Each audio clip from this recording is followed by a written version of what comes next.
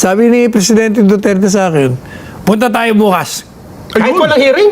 Kahit walang hearing. Gusto kong malaman bakit kayo nag-cancel. At saka, gawin na natin. Nandito na ako eh. Tapos nyo Ayun ang pinakamaganda. patapos nyo kung hamunin ng hamunin. ano nga. So, Yan punta ang- ako. Tsaka, gawin na natin 10 days.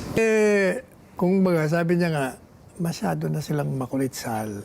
Sabi, hindi na sila nakikinig ng katwiran eh. Gusto nilang pumunta ako doon. Pagkatapos sasabihin pantakot ako. Di ba, nag-press ko siya. I don't give a plank. Opo. Sabi niya, pupuntahan ko kayo. Kaya sabi niya, punta ako. O kaya lang, kahapon ba siya nandito, bigla naman kinasil. Tingnan mo yung mga... At talagang prepare na siyang pumunta bukas. Kasi nga nandito na siya kahapon pa eh. Hindi naman nung nakarating sa kanya. Sabi ni Kong Ace, may nag-text sa akin, reporter. Sabi ni Kong Ace, sinagot yung, kasi sabi ko, pagkatapos yung kakong minanduhan siya, mando nga ang ginagawa niya dahil inaasar niyo na ng gusto eh. Kinakantyawan niyo. Sinasabi niyo pantakot. Kaya nagpunta na siya, sabi nga ni Presidente Duterte, para matapos na yan, magkaalaman na kami kung anong gusto ba nila at sige, punta na ako. O tapos biglang kinancel din nyo. Wala man kayong notisya. Walang sabi na... Ang sabi ng Congress, nagpadala raw sila. Ng notice. Pero kailan nyo pinadala? Pinadala nyo kanino? At kaninong address? Hindi niya alam eh. Sabi ko, hindi naman sira ulo niya. Pupunta rito na wala naman palang pupuntahan.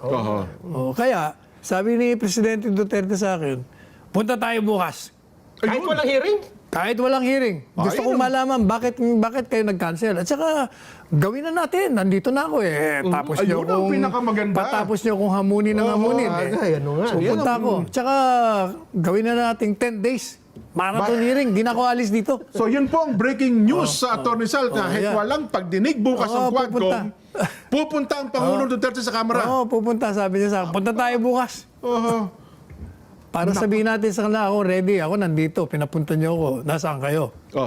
At saka kung wala kayo, gawin niyo natin 10 araw, sige, para hindi na ako masyadong magasto, sabi niya. Nako. Paano ito? Kung halimbawa, pagdating niyo bukas doon, wala palang mag-entertain sa inyo. I'm sure meron mag-entertain. Kaya kakausapin lang namin, ano bang gusto niyo? So, patutunayan nyo lang na talagang kayo ay willing na pumunta sa Kamara de Representante. Kaya ang problema, ito namang isang congressman nila doon, yung isa sa mga, ang grammar nakakayamot, yung mahilig magsabi ng with regards. Walang ang with regard, Congressman. Diyos ko ka naman, paulit-ulit na lang kayong dalawa eh. Anyway, biro mo sabi ba naman, kinuha yan si Presidente Duterte, talagang nang bubudol. Porket cancelled sa kadarating, napakawalang iya talaga naman. Bakit? Binabaliktad pa ngayon. Kayo nga nag-cancel eh, hindi nga alam eh. Yun ang istorya. Nako, matindi ho ito. So ngayon po, ano ang meron pa bang mga gagawing legal na hakbang? Well, kayo po, bilang dating Presidential Legal Advisor po ng Pangulong Digong Atty. Sal. Kami naghihintay lang, kaya nga pupunta eh. Pero ang sigurong magandang liwanagin natin sa programa nyo, yung mga sinabi niya doon sa Senado na pinipilit nila, binabago nila, they're taking him out of context. Binabago nila yung mga salita niya, gaya nung sinabi niya. Isa-isahin natin. Una, ano yung sabi niya, binago? Sinabi niya, I have a death squad. Naku! Death squad. Inamin! Ang problema ho sa kanila, hindi nila pinapakinggan ng Presidente. Pinapaliwanag niya.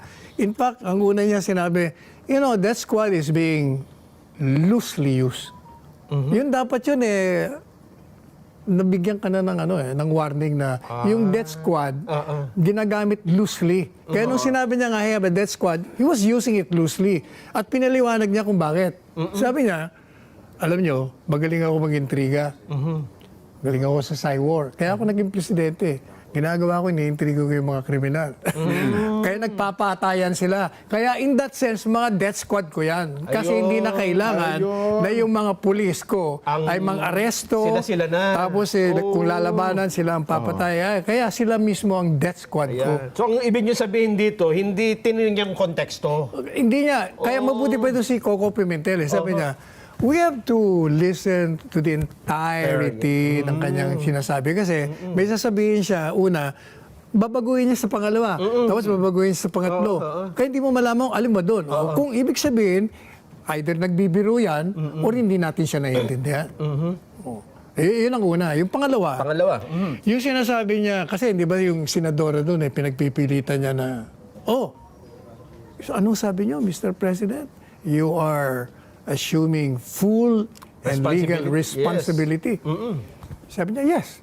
So are you now admitting that you're responsible for the killing of Lian? Hindi sabi ni Presidente, hindi naman po pwede yun.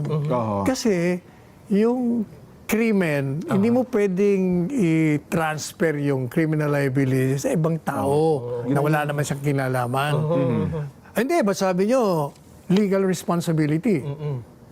Teka muna, kaya pinaliwanag ngayon ni Presidente, yung aking assuming responsibility, policy yun. In other words, my policy is war on drugs. So, hindi niya sinabi exactly, pero ang ibig niya sabihin, I'm putting the success or failure of this drug war on my shoulders. If it fails, then ako ang sisihin niyo, walang iba. Inaako ko, yung kabiguan ko. Pero sinabi niyo legal responsibility. Well, mali yung intindi. Ang ibig kong sabihin, palibasa, hindi kasi abogado. Ang ibig sabihin nun, under the Constitution, yung pangunahing tungkulin po ng Presidente ay bigyan ng proteksyon at pagsilbihan ng mamamayan. Kasama ho doon na pag may ginawang kalokohan ang mga opisyalis ng gobyerno, mga pulis in connection with the drug war, trabaho niya, tungkulin niya na iusigin yung mga tao. At yun naman ang ginawa niya. Yes. So, yung when sinabi niya nga, yung legal responsibility, I did it. Dinimanda ko sila. Nakakonvict nga tayo eh. Ano pa bang gusto niyo? Paano? Pero pinagpipilitan kasi nga gusto nilang siraan ng Presidente Duterte. Yun lang yun.